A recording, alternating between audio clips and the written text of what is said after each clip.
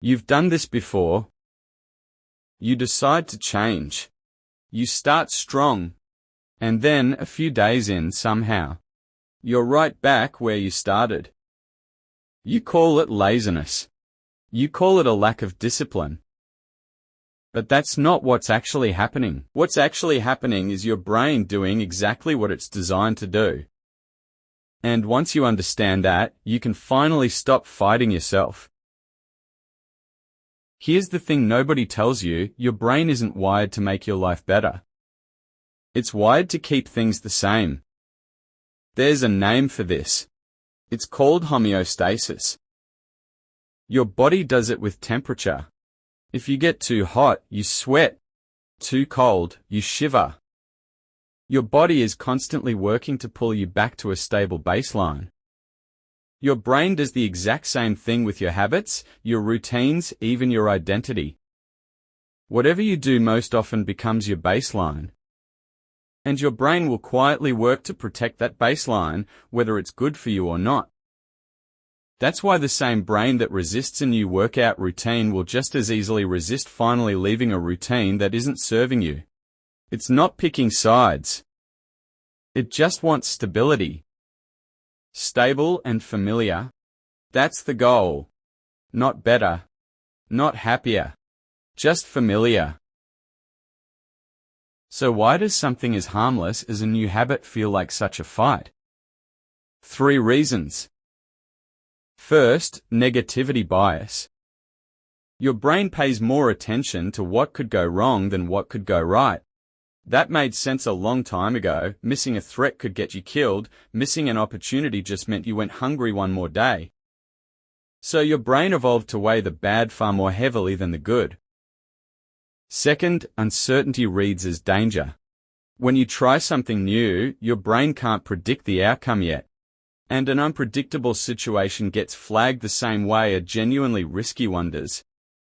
Not because it's actually dangerous, just because it's unknown. Third, and this one's simple, your brain is expensive to run, and it knows it. Repeating an old pattern costs very little energy. Building a new one costs a lot. So left to its own devices, your brain will always default to the cheaper option. Not the better one. The cheaper one. None of this means something is wrong with you. It means your brain is doing the math it's always done. It's just running outdated math on a modern problem. This is where the habit loop comes in. Every time you repeat a behavior, your brain automates it a little more. It gets filed away as routine, so it can run without much conscious effort at all. That's incredibly efficient. It's also the reason a brand new intention, something you consciously decided you wanted, can lose to an old automatic pattern almost instantly, especially the moment you're tired, stressed, or distracted. You didn't lose because you're weak. You lost because conscious effort is a limited resource and automatic habits don't need it. When your energy drops, the automatic pattern is just still running in the background waiting. So you skip the workout. You open the application you said you'd stop opening. You go quiet instead of setting the boundary you practiced in your head a dozen times. That's not a character flaw. That's what happens when a tired, limited system runs up against a deeply grooved old pathway. Understanding this won't make the pull disappear, but it might stop you from adding shame on top of it. And that matters more than it sounds like it does, because shame is one of the fastest ways to give up entirely. Here's the good news, and it's not a small one. Your brain is not fixed. It's not stuck running the same wiring forever. This is called neuroplasticity, your brain's ability to form new connections and reorganize itself throughout your entire life. Not just when you're young. Now. Today. Every time you repeat a new behavior, you're strengthening a new pathway. The first few times feel hard because that pathway is thin and unused. But every repetition makes it a little stronger, a little faster, a little more automatic.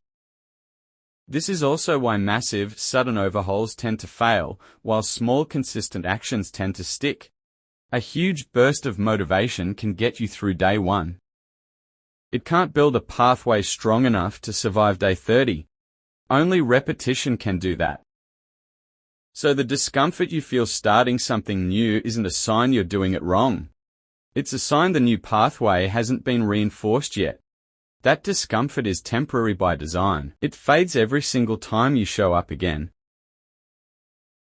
So what do you actually do with all of this? You stop expecting one big leap to fix everything.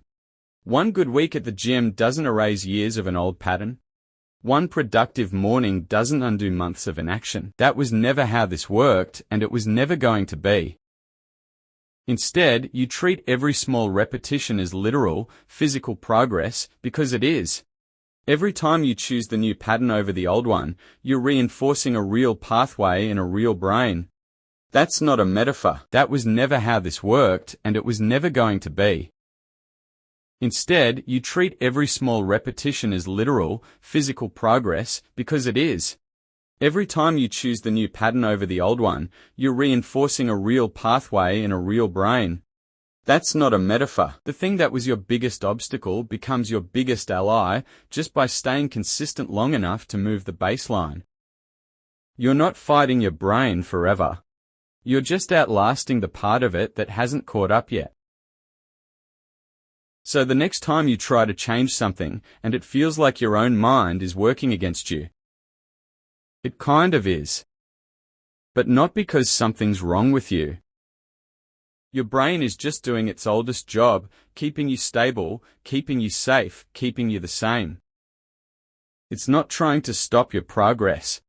It's trying to protect your baseline, and the moment you understand that, you get to choose what that baseline actually is. Small and consistent? That's not the easy way. It's just the way that actually works. Start there. Your brain will catch up.